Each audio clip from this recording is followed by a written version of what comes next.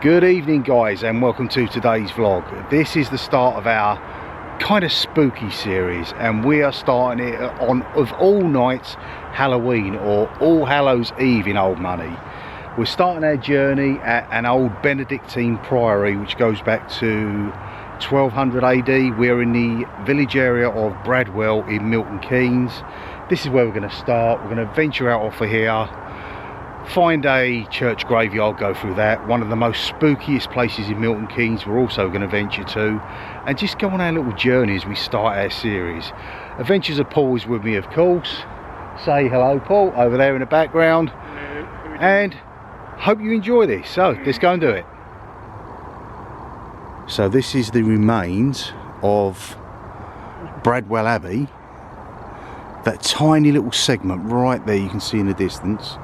I changed the aspect of the torch. You might show it. There you go, right there. That is the rear corner. It was a huge abbey that spread it out. You've got the earthworks, but this whole entire area, all here, was the original abbey. That is all that remains. Of course, it's got its own spooky stories itself, because this area, back in that day, medieval times, you had the Black Death about, which was called the Black Death, but it could come from the fleas off the black rats at the time, and it was further followed by the bubonic plague in further on in medieval times. But yeah, a lot of people in this area succumbed to it, and that was the start of the demise of this once magnificent abbey. So we'll have a close-up of that and then continue onwards. On the perimeter wall we have a mixture of original, which is right low down, and you'll see the way that the texture changes. This is more of your original-esque type of wall. You can see that's far more modern. But yet there's a element of spookiness wherever you go in the world. This may just be a tiny little chapel in the middle of nowhere, but it's a perfect start. It is a crisp night. If I get to show you the moon, I certainly will do, because it looks like a full supermoon, and that certainly adds some serious spooky vibes. Of those of you who have an in-depth fear of the likes of your werewolves, like I do, it's not too good. But here we are, the external walls. What remains, it is tiny. In all honesty, it is tiny what remains. And I said, these are the earthworks. If you go out there, you can see all these hollows. It stretched as far as the eye could see over the back there. Haunted? Well, believed to be honest with you. A lot of these places, people will turn around and say this and that is haunted. People will dispute it. It all comes down to your perception, what you believe. Do I believe in ghosts? I'm not going to say I don't. I need someone to prove their existence to me. I have things that I cannot explain that I've witnessed myself in my personal life.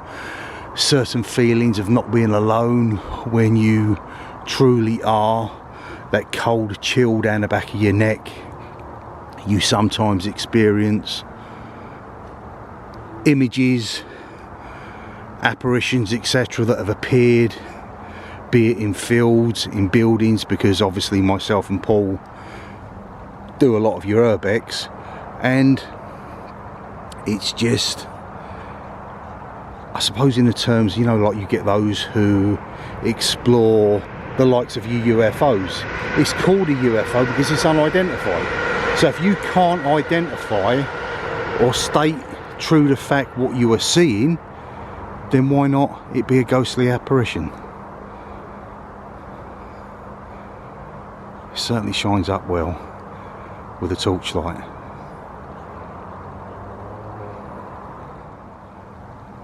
Unfortunately, over the years where it's fallen into disrepair, these would have been stained glass windows at one period in time. Originally probably just clear, but as time frame stretched on, it would have had an element of certainly a picturesque stained glass.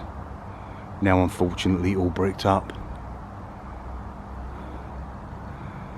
Surviving testament to time though, when you think how old it is. They reckon 1200 AD. I used to turn around and say BC meant before chocolate and AD was after dinner, but there you go. Right guys, we arrive at our second location. Really bizarre this is. It's like a ninth wonder of the world. It's a bridge that goes through a tunnel. So when you walk through it, you are elevated, so you can pretty much reach up and touch the roof. Now the thing with this tunnel, as I look down, the reason for it being, you can't see that because it's too dark, but there's a stream below us. And there's this wooden structure, this bridge that goes through a train tunnel. And this is so bizarre and so spooky. And key factor for tonight is that bats do actually roost here. The likelihood of seeing them, they're probably out now. They would have gone out as it started to hit dusk. And they will go out, they'll venture out hunting for insects, for food, etc. And then they will come back in and pretty much stick themselves to the roof there. But it is strange. Really, really strange. Hard to really describe. I don't think there's, oh well, maybe there are. Let me know if there are more of these throughout the country, but I've never actually heard of any. I was only watching YouTube a couple of years back during the lockdown period. I see someone come through this and I thought, where on earth's that? And it ends up being on our doorstep. But it is bizarre. It's got a certain eeriness to it. And at this point here where it turns the corner, it's kind of spooky. Yes, you may just about see the river below me down there. And this would be the line that goes backwards and forwards between London and Birmingham. Trains going overhead. It is, if you're interested, I believe that's called the bridge number, Bridge 170.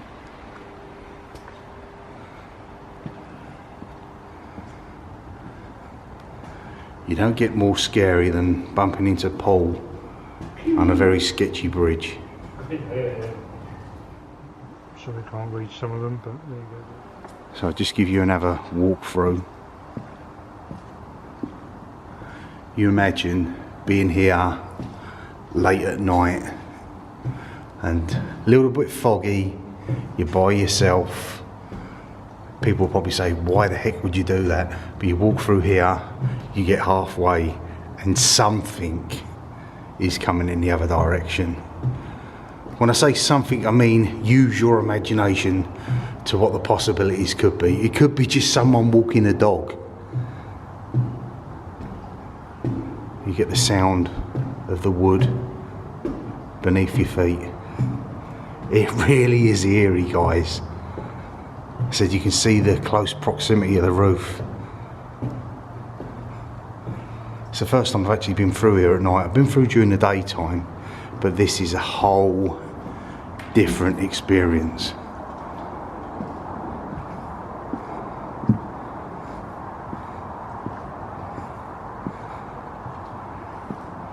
Right, let's go and find ourselves a graveyard.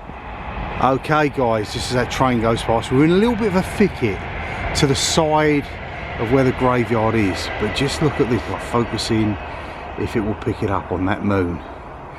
It is huge. Now I'm going to turn around and say that's a full moon. I might be wrong, might be a new moon, but a full moon on Halloween, how much better can you get?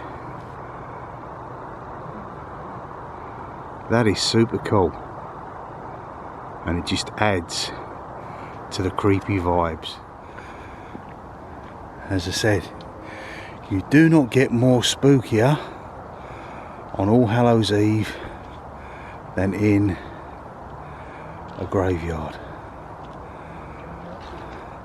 It's very deceptive on knowing what is what. You don't want to interfere with modern graves. You want to pay the ultimate in respect to those who have passed. There will be people who have passed over recently. You can see the flowers, etc. Nowadays it's more cremations than actual burials, and of course there will be possible war graves, and that in anybody's book is a serious no-no. But as I pan out and you see in the distance with the moon about to rise again, some of these graves are Victorian era again. You generally tell by the amount of moss that is growing around them that you can't any longer depict who that person was unless you are actually looking up where it's been documented. And what I will mention and say is there are, probably not round here, there might be when we do go further on into the series, especially Stony, possibly Newport Pagnell, people sometimes call them vampire graves because they're grated over, but the purpose of them being grated over was not to house and keep what is within. Well, it kind of is. It's more to keep those out. And we're of course talking of the era of Burke and Hare, famous obviously in Edinburgh, and the Greyfriars area, who were grave robbers. They would come round. They weren't actually stealing from the graves the belongings. I dare say they probably took one or two trinkets, but their sole purpose was to gain that cadaver and pass it on for medical science. It was in its early infancy at the time, and physicians or whatever they're called, doctors basically, surgeons, would practice on a cadaver and get the maximum amount of knowledge from those before going on and practicing on live bodies. Of course, it is poetic justice. I'm not sure which one it was. It was either Burke or Hare. Their actual skeleton is on display somewhere, I believe, up in possibly the Edinburgh area.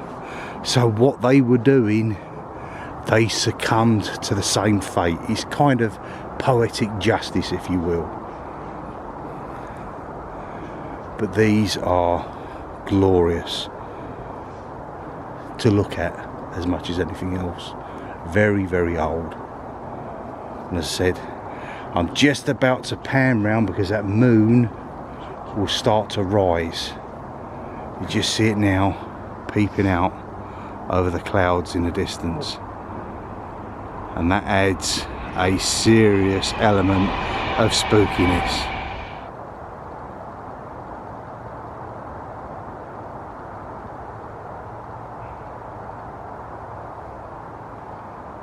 Right, we shall make our way from here to the most haunted, or supposedly haunted, location in all of Milton Keynes and Buckinghamshire.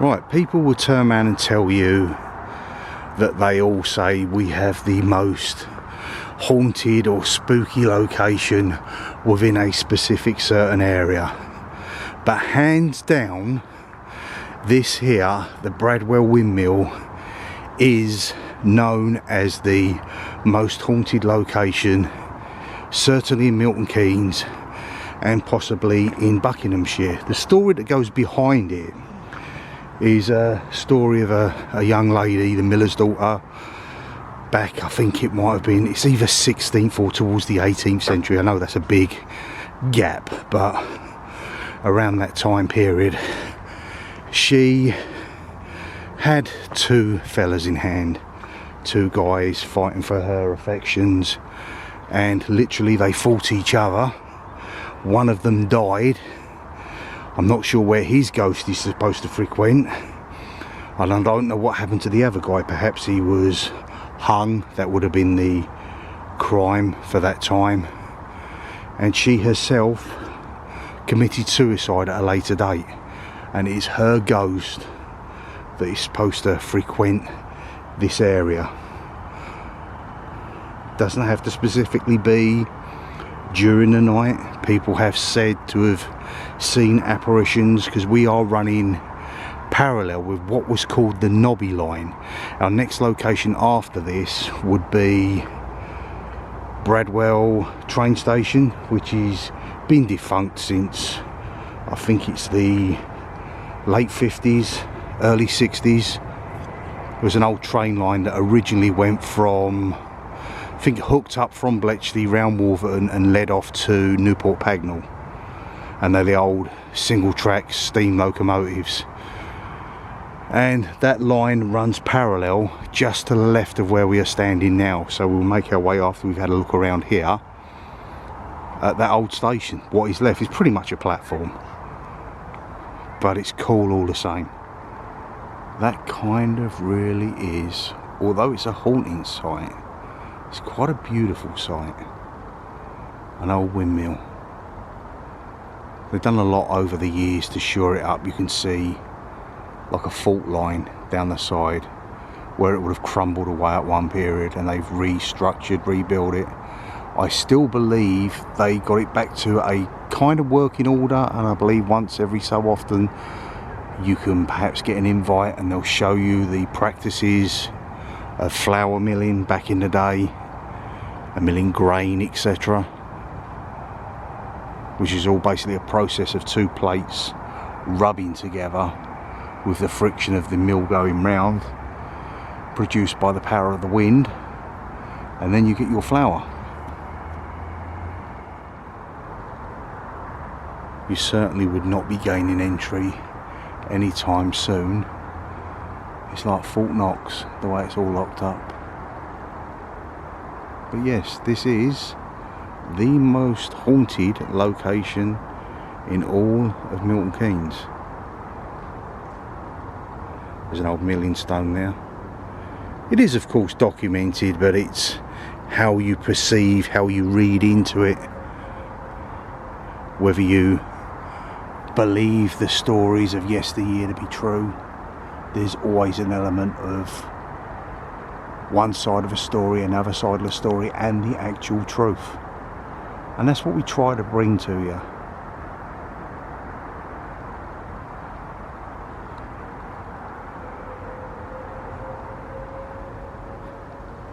As you can see, many visitors have walked around the perimeter area here to snap pictures, and of course, why wouldn't they? And as I said, if I look over here, you look down there, that is your old Knobby Line. We'll be on that in the near future. Certainly getting a few chills. I think in future episodes I might bring out the spirit box, but this was more about presenting to you some of the spooky locations on All Hallows Eve itself. As I said, with it being All Hallows Eve or Halloween, this is actually filmed. This will be uploaded tonight, 31st of October 2023.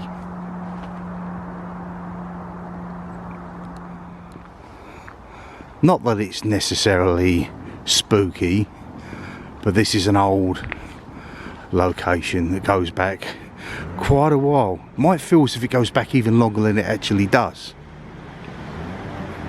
This is the old Knobby Line, and this here is what was once Bradwell Station.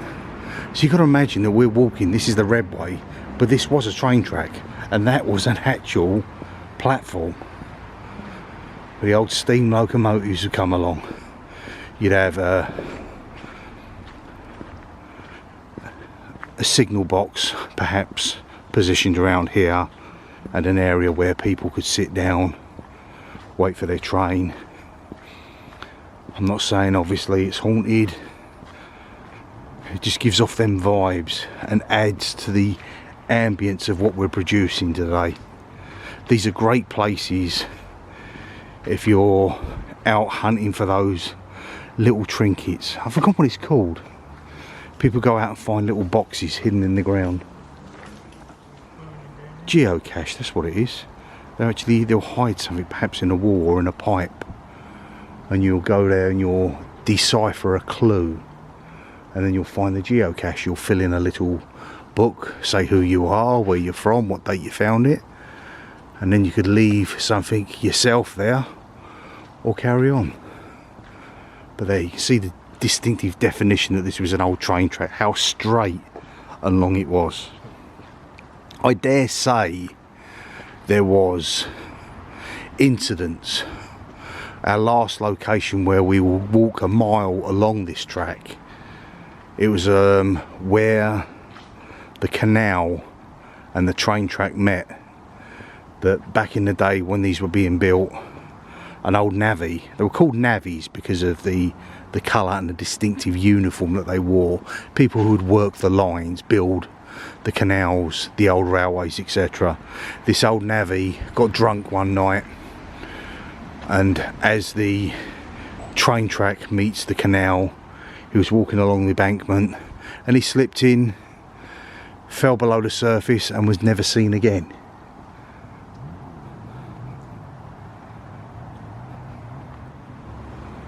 The all-seeing eye.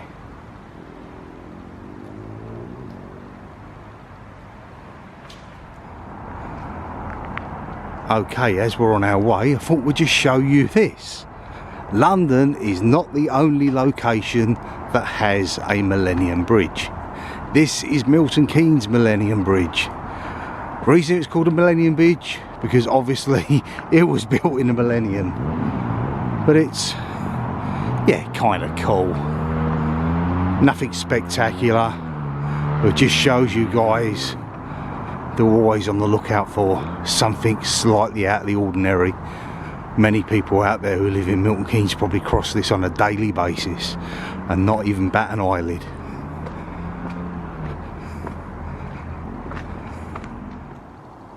We have reached our final destination in our quest on this spooky night.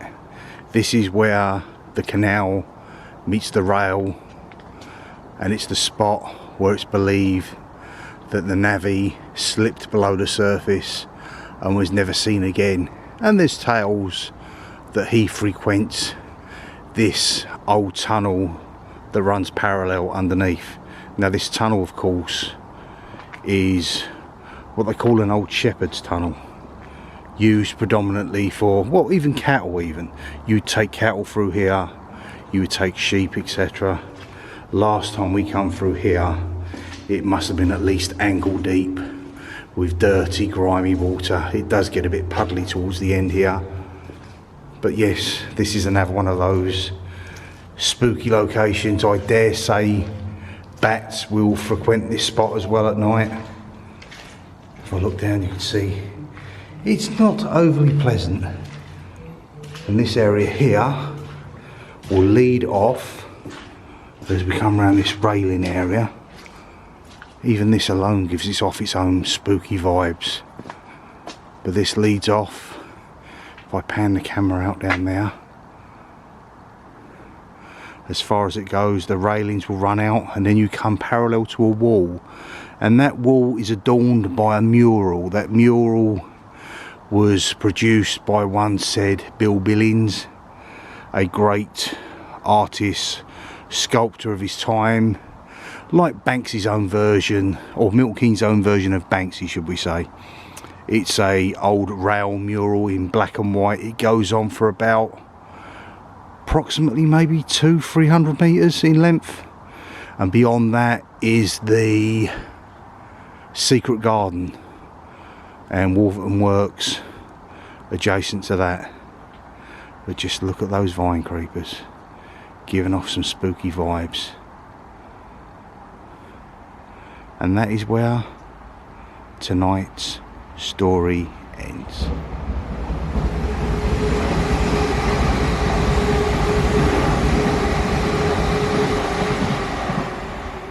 Well guys, that is going to do it for this evening's vlog, this haunted vlog on All Hallows Eve, 31st of October 2023, the start of our spooky series. Hope you've enjoyed it.